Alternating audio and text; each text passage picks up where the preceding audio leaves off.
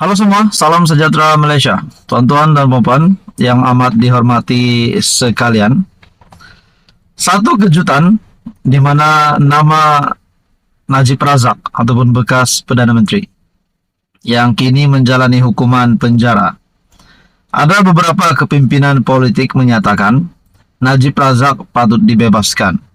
Ada yang kata Najib Razak patut habiskan semua 12 tahun di penjara menjalankan hukumannya tanpa dibebaskan.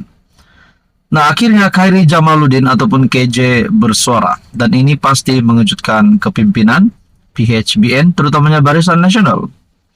Satu artikel dari Sinar Harian, Najib wajar dibebaskan untuk kuatkan gabungan BNPH, kata Khairi Jamaluddin. Dalam berita ini, bekas Ketua Pemuda UMNO Khairi Jamaluddin Abu Bakar mencadangkan supaya Datuk Seri Najib Tun Razak dibebaskan bagi memberi nilai tambah kepada kerajaan perpaduan. Beliau berkata jika Datuk Seri Ahmad Zaid Hamidi boleh dibebaskan dari 47 kes yang dihadapi, ini bermakna bekas Presiden UMNO itu juga mempunyai harapan cerah untuk dibebaskan dari hukuman penjara dan kes lain yang dihadapi. Alang-alang menyeluk pekasam biar sampai ke pangkal lengan. Alang-alang bebaskan Zahid, bebaskan saja Najib. Sekurang-kurangnya dia ada nilai tambah kepada Barisan Nasional Pakatan Harapan. Bandingkan bosku dengan Zahid, Najib dengan Zahid, orang yang akan bagi nilai tambah untuk mengekang gelombang hijau adalah Najib. Apa yang Zahid boleh buat? Dia tiada nilai tambah. Kalau nak kitchen sink, semua benda dan bebaskan Najib, dia akan bawa lebih nilai kepada anda. Anda sudah kuburkan kebaikan Malaysia. Berikan pengampunan, katanya dalam program podcast Keluar Sekejap bersama bekas Ketua Penerangan UMNO, Syahril Sufian Hamdan pada Rabu.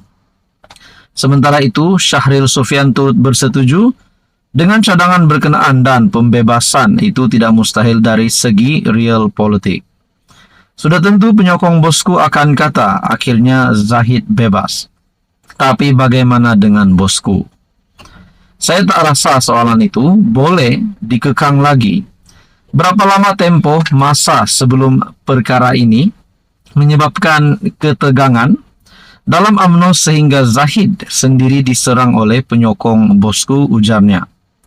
Najib kini yang sedang menjalani hukuman penjara 12 tahun selepas didapati bersalah dalam kes rasuah membabitkan RM42 juta dana SRC International Sendirian Berhad, bekas anak syarikat 1MDB. Nah, saudara-saudara, adakah di sini kerajaan pimpinan Datuk Seri Anwar Ibrahim PHBN akan melakukan ataupun mengambil keputusan ataupun mengambil inisiatif untuk membebaskan bekas Perdana Menteri Najib Razak untuk menyelamatkan Barisan Nasional? Nah, menurut Khairi Jamaluddin, di mana Najib wajar dibebaskan untuk kuatkan gabungan PHBN. Seperti mana yang Zahid sudah dilepaskan juga, yaitu DNAA dilepaskan 47 pertuduhan. Dan menurut KJ tidak mustahil juga supaya Najib Razak juga dibebaskan untuk menyelamatkan BN ataupun menghentikan gelombang hijau. Nah, saudara-saudara, menurut Anda, apa komen Anda? Sekian saja, teruskan bersama di dalam channel ini. Untuk info yang seterusnya, mohon bantu channel ini dengan menekan butang like, share, dan subscribe, sebab subscribe itu percuma. Tuan-tuan dan puan yang amat dihormati sekalian, selamat datang ke channel Vels Lifestyle. Terima kasih karena masih setia di dalam channel ini. Saudara-saudara, kita dikejutkan baru-baru ini dengan keputusan mahkamah DNAA ataupun membebaskan tanpa dilepaskan kepada Zahid Hamidi yang sebelum ini berhadapan dengan 47 pertuduhan. Pada akhirnya, timbalan Perdana Menteri ataupun Presiden UMNO tersebut telah dibebaskan tanpa dilepaskan, dan ini mengundang banyak respon dari kepimpinan politik, bukan saja dari kepimpinan pembangkang, namun dari kepimpinan kerajaan sendiri. dan sudah pasti rakyat Malaysia, sudah pasti juga kepada pengundi-pengundi Barisan Nasional ataupun pengundi Zahid, dan bahkan haters ataupun yang tidak mengundi Zahid pasti akan bersuara memberikan komen berkenaan dengan ini. Tapi di banyak-banyak komen itu kita menantikan apakah yang akan dilakukan SPRM.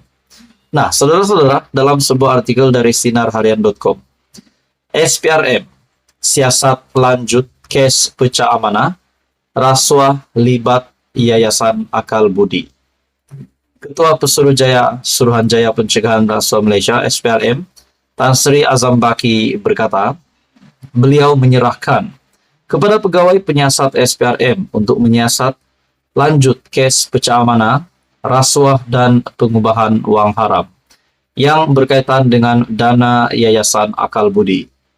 Saya serahkan kepada pegawai penyiasat saya untuk menyiasat perkara ini, katanya kepada pemberita selepas merasmikan persidangan penyelidikan governance, integriti, dan anti rasuah peringkat kebangsaan.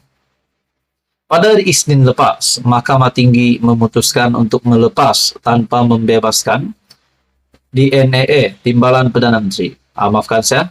Melepas tanpa membebaskan DNAA, Timbalan Perdana Menteri Datuk Seri Ahmad Zahid Hamidi daripada semua 47 pertuduhan pecah amanah, rasuah dan pengubahan wang haram membabitkan dana Yayasan Akal Budi.